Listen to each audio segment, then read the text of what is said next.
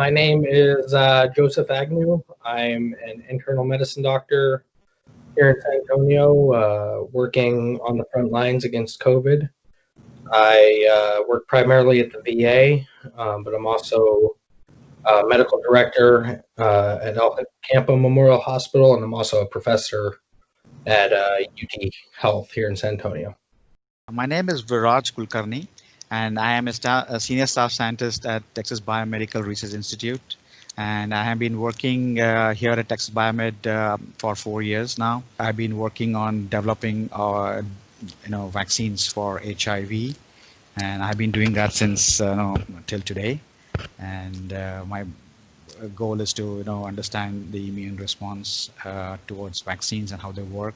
So I'm Daniel, fourth year graduate student at UT Health San Antonio in the Biomedical Sciences program within the Immunology and Microbiology department. We were prepped and kind of planning for this since mid-February. That being said, we also have been talking and trying to figure out things since mid-February. And so a lot of the initial data we had, was coming out so quickly that it was being churned out. It wasn't necessarily always peer reviewed. But as a practitioner, sometimes you only can go off of the data that you have. We're sort of learning as we go. And that's one of the frustrating things, not only for us, but for the lay public who will see one thing, on the news or in the media, and then maybe a week or two later see something different. And so it's very hard to gain someone's trust when they're seeing different sort of areas of transition between how we're treating. Just because we said one thing a week or two ago and we're saying something else differently, it doesn't mean you were misled then. It doesn't mean that we were trying to, pull one over on you or anything else. And with new information, we have to change along with it. Early on, we were sort of taking an early aggressive approach to putting people on ventilators. But the more research and again, the more data we have, things have changed. But the development of ARDS, whether it happens on day 2 or whether it happens on day 8, is more a response to your lungs and the blood vessels in your lungs to your body's overall inflammation.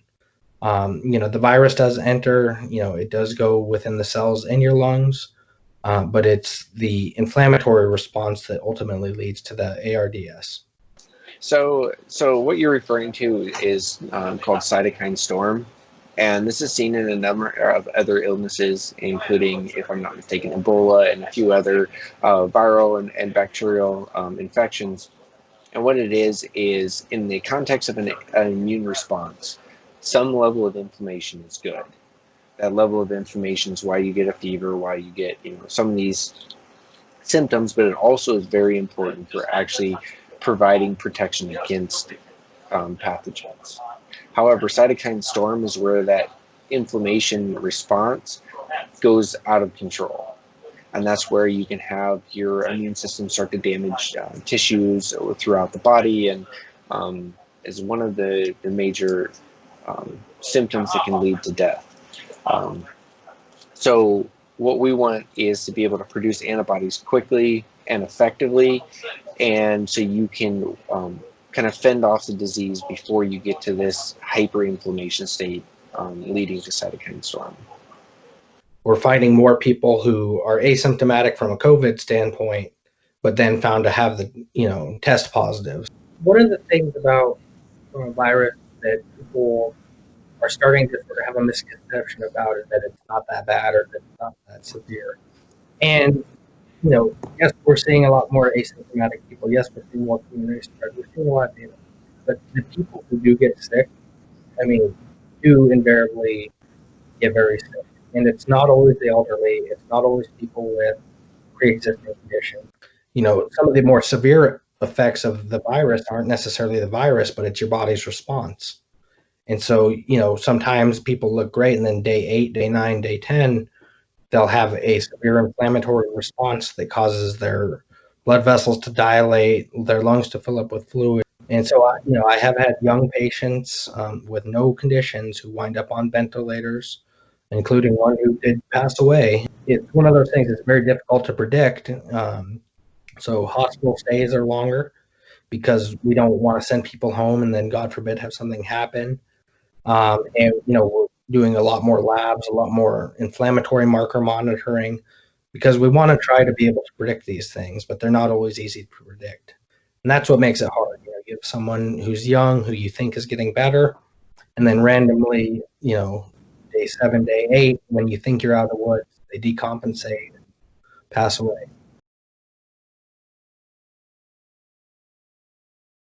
Yeah, so they belong to the same family of viruses, but what has been seen is there are sequence differences, and these sequence differences have made this virus more virulent or more infectious. So that's why you see a very rapid, infection rate happening, and there's a high rate of replication of this virus. So these are some changes which are not there in the previous, other viruses. So that's the key differences.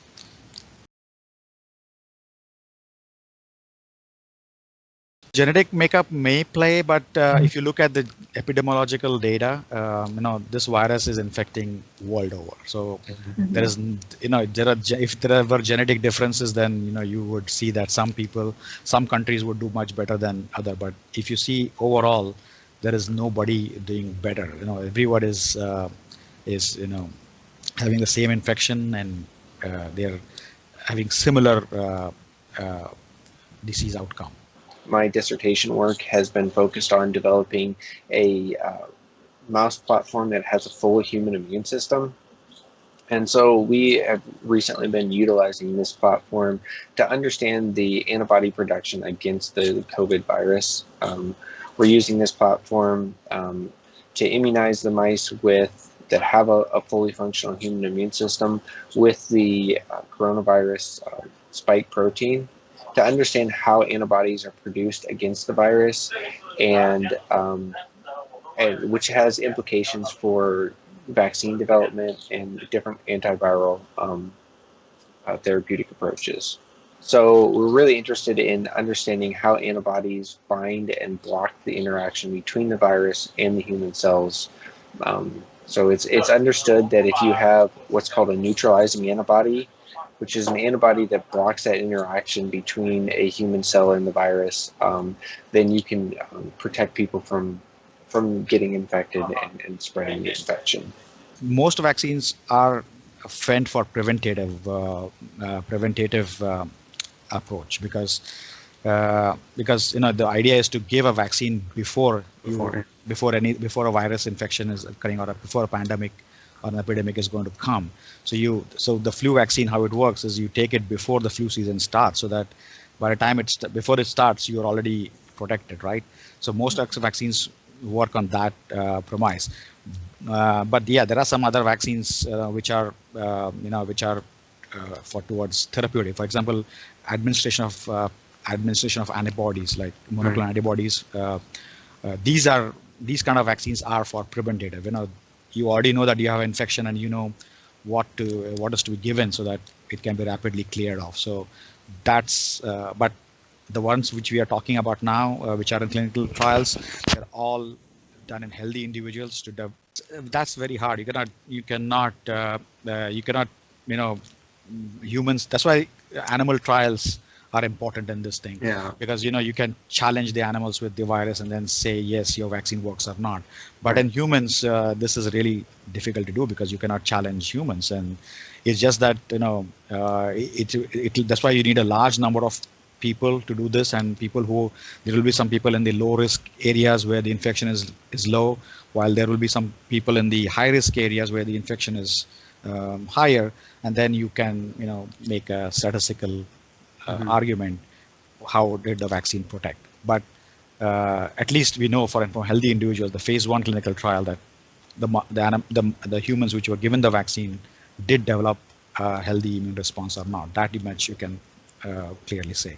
The major goal, most vaccines, which are based on developing antibodies, are targeting the spike protein. This is the protein which is involved in binding to the ACE receptor on the cells, and which mediates viral entry. So the idea is, if you can block this mechanism, there's a chance there will be no infection, and then the person will never get this virus. It's understood that the virus binds to the ACE2 receptor, which is expressed on cells within the lungs of humans, and that's what is currently getting infected.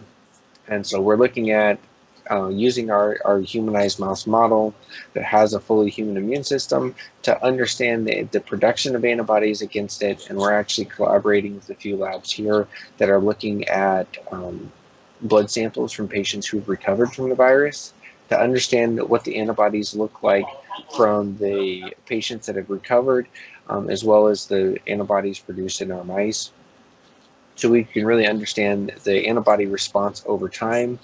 And this also has implications not only in vaccine development and antiviral drug development, but also understanding what level of immunity is produced following an infection.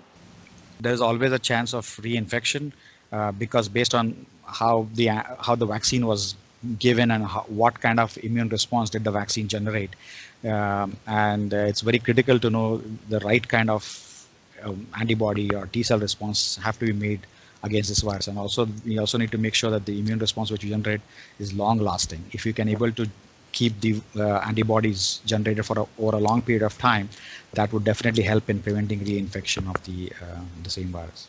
This has implications for protective immunity moving forward. So not only understanding of what parts of the protein or what aspects you need to do to actually produce that antibody response, but also to study the longevity of that response. So for some infections, you see a large production of antibodies immediately, and that will allow the individual to recover from the virus or bacteria, whatever infection. However, sometimes you'll see a drop off and you won't have protective immunity moving forward. What we're really interested in studying is whether you have a protective immunity build up and that protective immunity is sustained over time. Because that's going to be very important moving forward for herd immunity. As more people recover from the virus, hopefully what we'll see is individuals build up an immune response that is sustained long enough that they will be protected if they come in contact with that again. And that's really where we'll start to see new infection rates drop off as we build that so-called herd immunity. The work which was done on SARS-1 and MERS would definitely help, especially the Moderna vaccine, which was the RNA vaccine, which is in clinical trials, was based on MERS actually. So it was developed. It was being developed for MERS, but now since this virus came in, they quickly changed the sequence and tailored it to this SARS-2. I've read very different things. One of the most interesting things I've read was from Peter Hotez. He's a very well-known infectious disease specialist here in Texas. He's world-renowned. He was saying that, I think if I remember the article correctly, quoting what he said, I think the record for a vaccine is 4 years. So the date that people keep throwing out of 12 to 18 months seems pretty optimistic in my opinion, and that seemed to be mirrored by Dr. Peter Hotez and different other specialists that have much more experience than I do. Hopefully within the next couple of years. I know that there are a lot of things in clinical trials or moving towards clinical trials. I would think that within the next 2 to 3 years, based off of what I've been reading, seems possible. I don't think that we can expect anything within the next 12 months, as some reports have said. But as we move forward, that means that measures such as social distancing, wearing masks are very important, as well as hand washing and taking all those precautions. The main work which I'm doing is to again develop DNA-based vaccines for COVID-19. Currently, I'm designing vaccines. It's through bioinformatical approaches, doing several, looking at different sequences and designing DNA constructs, which I'm going to use it for my own research. Broadly, there are 4 or 5 categories of vaccines. One is the nucleic acid-based vaccines, which I'm a part of. I am working on using DNA as a vaccine platform for developing or inducing immune responses. Some people are using mRNA vaccine. You might have heard about Moderna, was an mRNA vaccine platform, which is already in clinical trials, and it's been showing some promising results. So those are that's one category of platform. The second is use of proteins, recombinant proteins. These are, they induce very robust immune responses.